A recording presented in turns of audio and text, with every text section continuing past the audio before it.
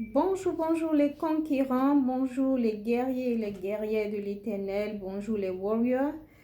Comment vous allez? J'espère que vous portez tous très bien. Bienvenue sur la plateforme des Overcomers, la plateforme des guerriers.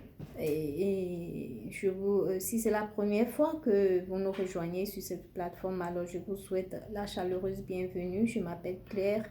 Et ici, nous parlons de spiritualité, nous parlons de développement personnel, de santé mentale, émotionnelle et tout ce qui a rapport avec l'équilibre de l'homme dans la société. Alors, la dernière fois, nous avons parlé de l'intelligence émotionnelle et aujourd'hui, nous allons continuer cette série et nous allons parler de l'abus émotionnel. Alors, c'est quoi l'abus émotionnel? L'abus émotionnel, c'est tout comportement qu'une personne utilise pour contrôler, manipuler, isoler, intimider euh, une tierce personne, une autre personne.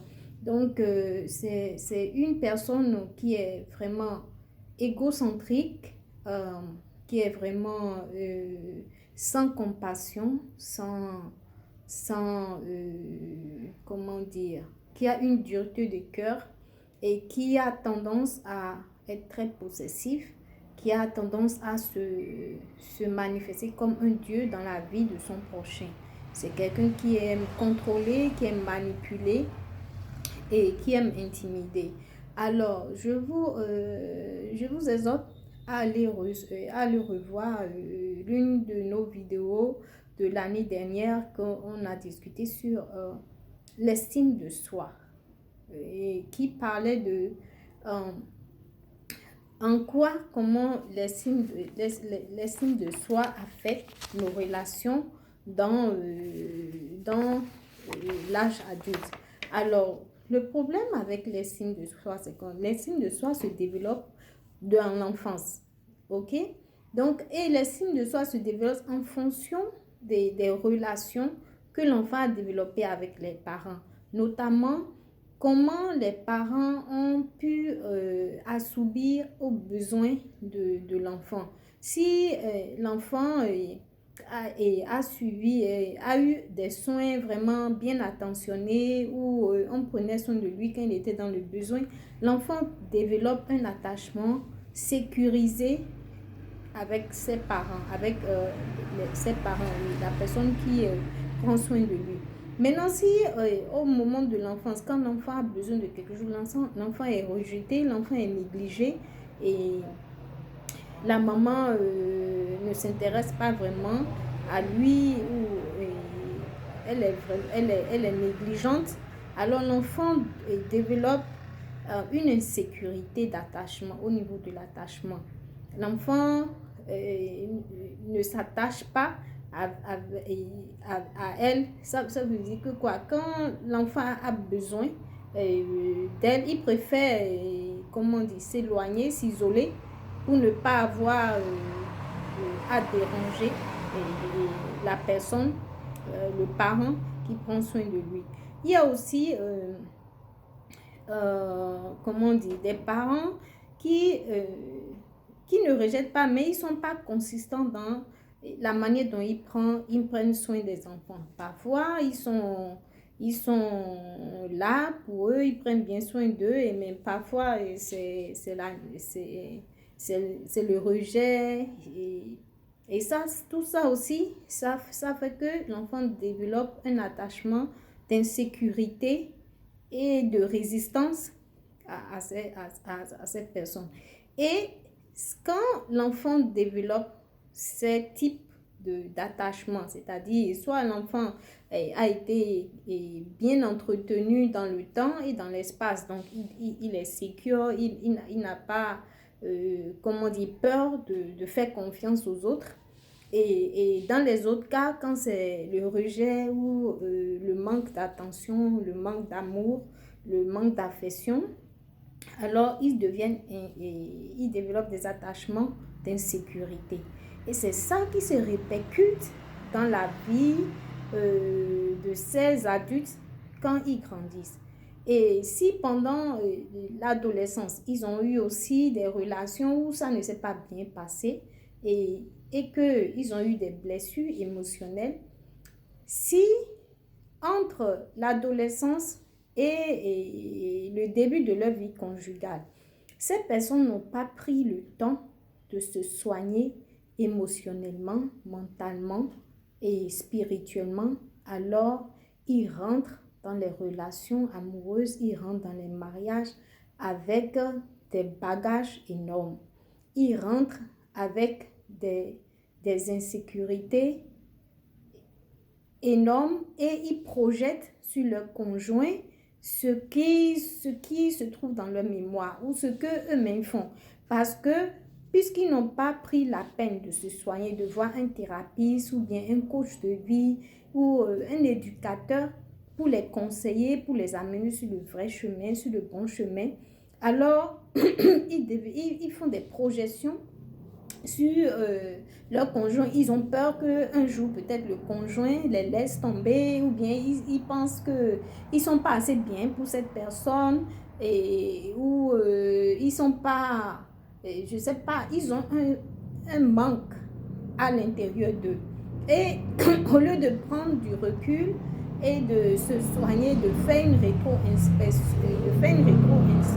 sur eux-mêmes et de faire face à leurs démons, et de se soigner de l'intérieur, et ils refusent de le faire et ils rentrent dans les relations dans la peur que peut-être leur conjoint les trompe ou bien que leur conjoint les laisse tomber, et pour éviter cela, ils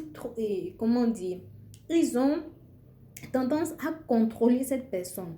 Ils ont tendance à manipuler cette personne. Ils prennent le temps d'étudier la personne pour voir leurs émotions, pour voir qu'est-ce qu'ils peuvent faire pour déclencher tel type d'émotion chez cette personne. Et avec le temps, ils jouent avec les sentiments de cette personne. Ils mentent, ils sont sans cœur. Et parce que pour eux, c'est un jeu. Ils jouent avec les sentiments des autres, oubliant que l'autre, une personne humaine a des sentiments et que le fait de jouer des jeux avec les sentiments de l'autre, ça détruit l'autre. Vous voyez, donc c'est des gens qui ont besoin d'un support mental, d'un support émotionnel, spirituel aussi, parce que quelqu'un qui tend à contrôler son prochain, à manipuler son personne, qui se prend pour Dieu dans la vie d'une autre personne, c'est de la sorcellerie. Franchement, c'est de la sorcellerie. Parce que pourquoi avoir le besoin de contrôler ton prochain? Donc, c'est très important cet aspect de la chose. On ne naît pas avec, ça se développe dans l'environnement, ça s'apprend. Donc, c'est important de pouvoir reconnaître cela et de prendre les dispositions qui s'imposent. Vous voyez, souvent ces personnes ont tendance, ils sont extrêmement jaloux, ils sont très possessifs, ils ont des réactions très impulsives. Quand je dis très impulsives, ils ont des addictions, peut-être ils couchent avec n'importe qui parce que pour eux, c'est une manière pour eux de se soigner, de résoudre leurs problèmes. Mais en réalité, plus ils couchent avec n'importe qui, ça les détruit. Ils ont honte de qui ils sont, ils n'arrivent pas à se regarder dans le miroir et ça détruit aussi la personne, le conjoint qui se trouve avec eux. Donc, il faut savoir reconnaître ces signes, ces red flags et pour se préserver parce que leurs comportements ont des impacts énormes sur la santé de celle ou celui qui subit cet abus émotionnel. Souvent, ces personnes ont tendance à se victimiser. Parfois, c'est eux qui créent les problèmes, mais ils seront les premiers à jouer à la victime. Ils vont passer des rumeurs, de faux rumeurs sur cette personne mentie. C'est des gens qui mentent comme ils respirent. Franchement, ça, c'est un point que j'ai noté chez toutes les personnes qui sont manipulateurs, contrôleurs. Ils mentent à tout bout de champ. Donc, ils refusent de reconnaître les erreurs, ils ne savent pas demander pardon et ils sont très égoïstes. Alors, très égoïstes. Souvent, vous allez constater qu'ils ont tendance à éloigner leurs victimes de leur famille, de leurs amis. Ils ont tendance à contrôler tous ceux qui ont rapport avec cette personne pour pouvoir les éloigner, pour pouvoir mieux les contrôler. Et aussi, un point très important, c'est des gens qui aiment vous contrôler financièrement. Ils vont tout faire pour vous empêcher de travailler, ou bien si vous travaillez, ils vont tout faire pour détruire ou saboter vos entreprises pour que vous soyez obligé de dépendre d'eux.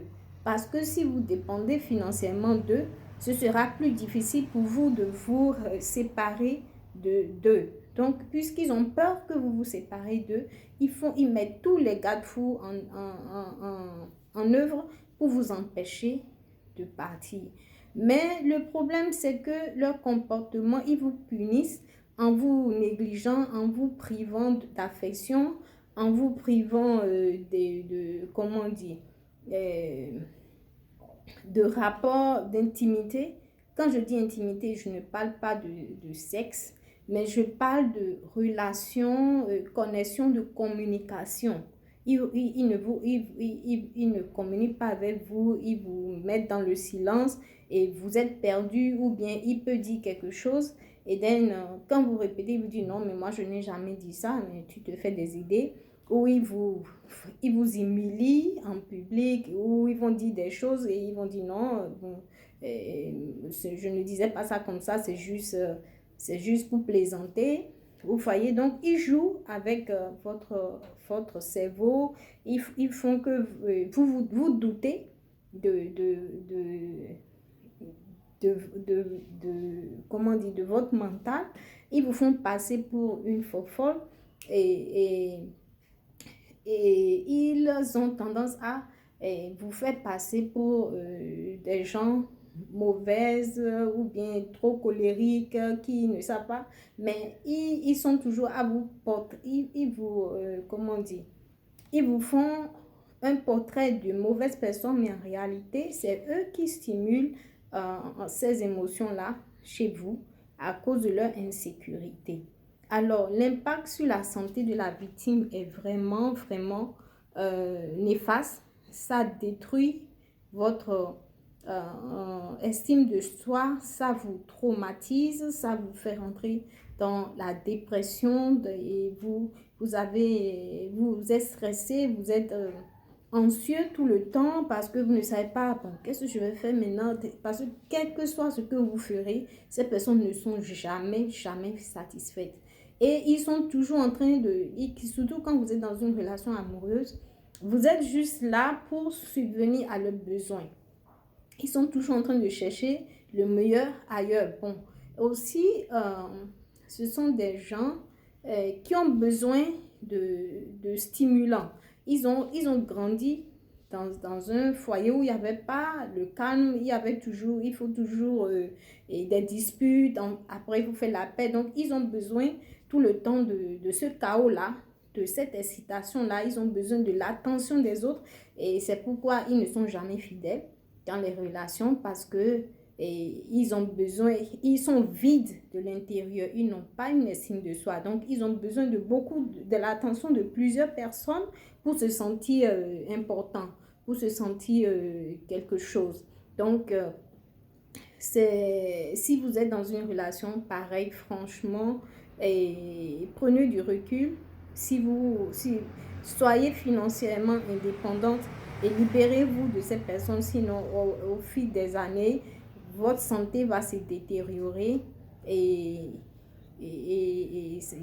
ça risque de mal finir. Alors, je vous exhorte, mes soeurs, mes frères, à être vigilants, à reconnaître ces red flags et à prendre les dispositions qui s'imposent. Nous allons voir une autre vidéo où nous allons aider les victimes de cet abus et de ces abus émotionnels, comment récupérer, comment se protéger de ces genres d'individus. Alors, merci beaucoup de m'avoir écouté et on se dit À très bientôt. Bye bye.